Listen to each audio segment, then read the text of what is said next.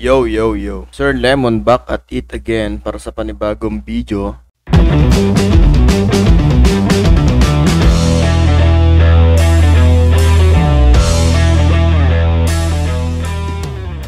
Alright. So, magandang hapon sa inyo, no, mga ka-lemonade natin dyan, ano.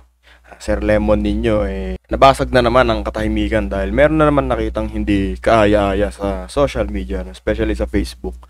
So, huwag nating patagalin tong intro ko, no. Napakilala ko sa inyo si General Sukat. Alam ko yung mga ibang mga nanonood ng mga video sa Facebook, napanood na ninyo to si General Sukat. Ito yung nag-clearing operation sa Manila, yung within 1 meter ata sa bangketa, i-clear niya lahat, 'di ba?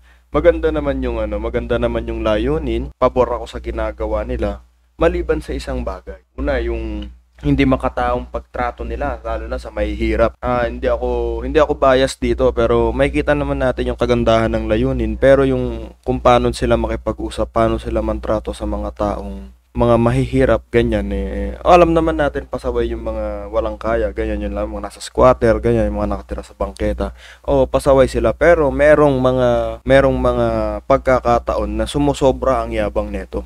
So panoorin natin tong video na nakita ko, no. Medyo lang natin, i-forward lang natin to papunta dun sa climax, no.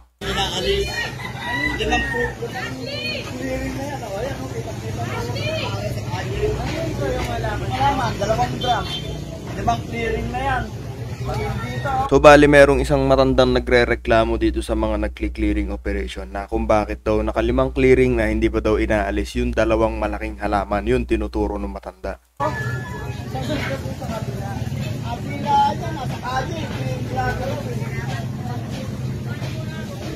So yun, ito yung matanda nagre-reklamo, no, may tinuturo siya. So sabi nga, may kasabihan nga tayo, no, bago ka magturo, linisin mo muna yung sarili mo. Meron pang isa, sa pagturo mo, 4 na daliri mo ang nakaturo sa'yo pabalik. So yun ang nangyari dito kay tatay. Pero hindi si tatay ang main character dito. Ang main character dito ay si General Sukat.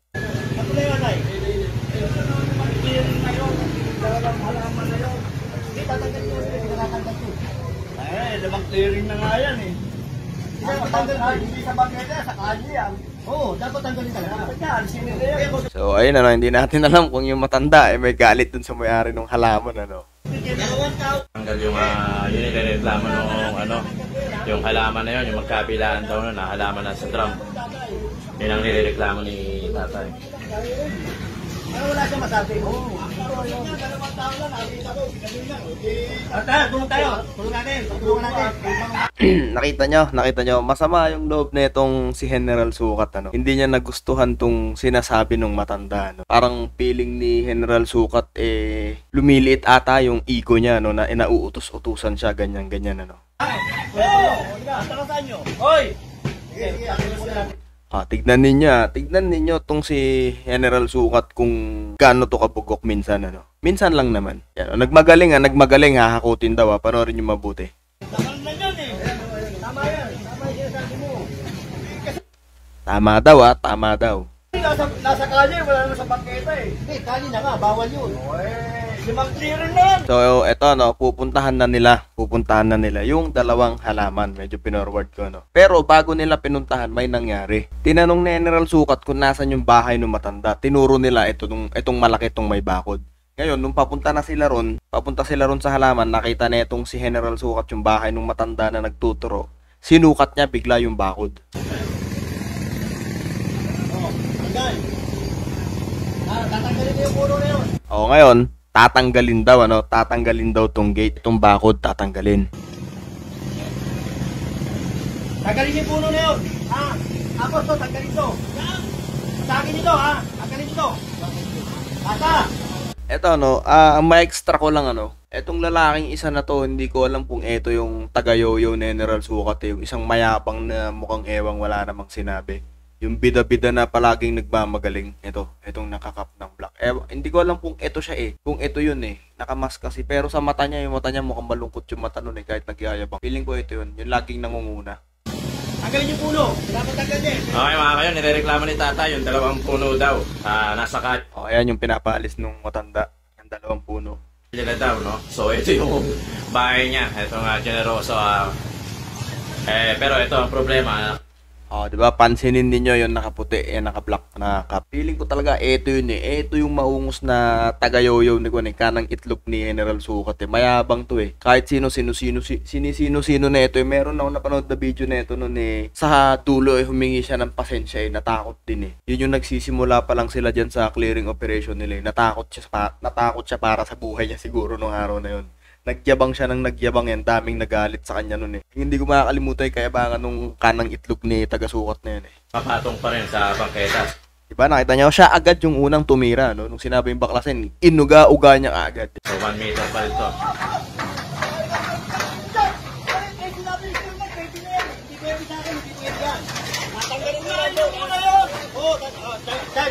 Tanggalin muna natin ito bago tanggalin to. Okay, narinig nyo yung sinabi ni General Sukat, ano? Tanggalin muna daw yung halaman bago yung bakod. Tignan natin kung natanggal niya yung halaman. O, eto, fast forward tayo sa halaman.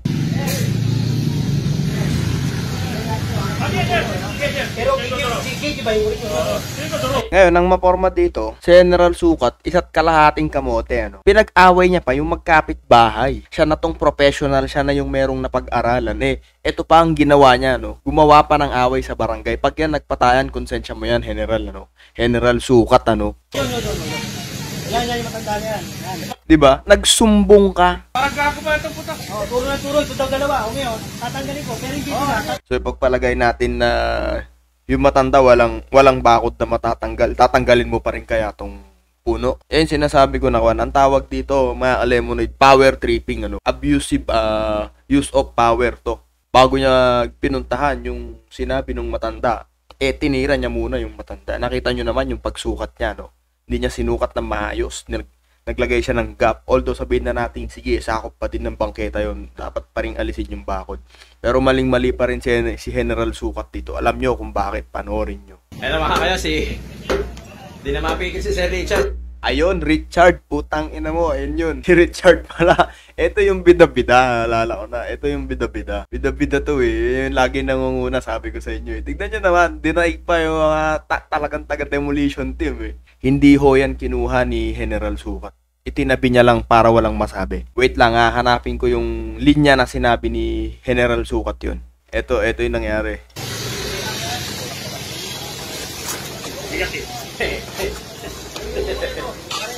Kasi binibigyan din niya eh. Layo nyo muna para kasi wala siya kasama sa.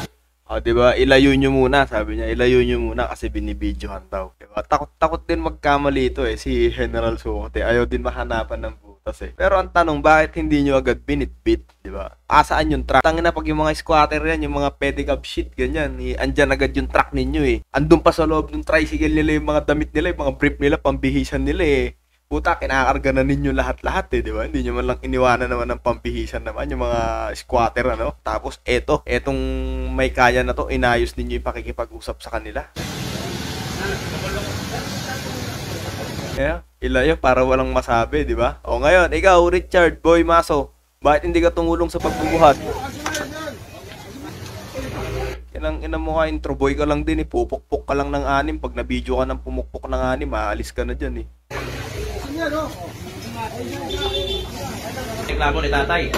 After nito, yung bakod naman niya, no? Kasi nagtuturo daw siya.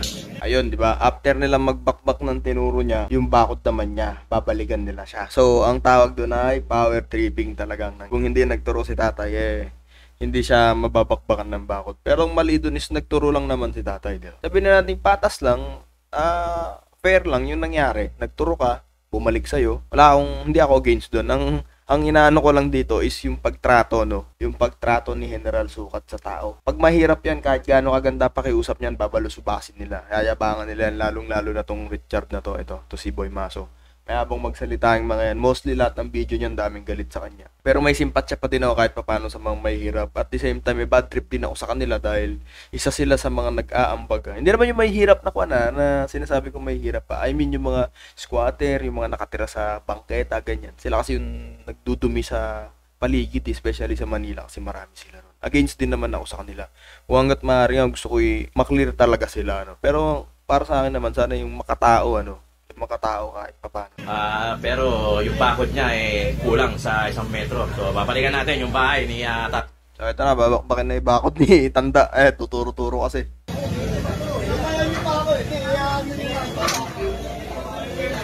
Kita nyo, nangunguna na naman si Richard doon na papogi. Gusto siguro sumunod sa yapak na yun to, General Sukat ano. Ito, gagalit sa inyo.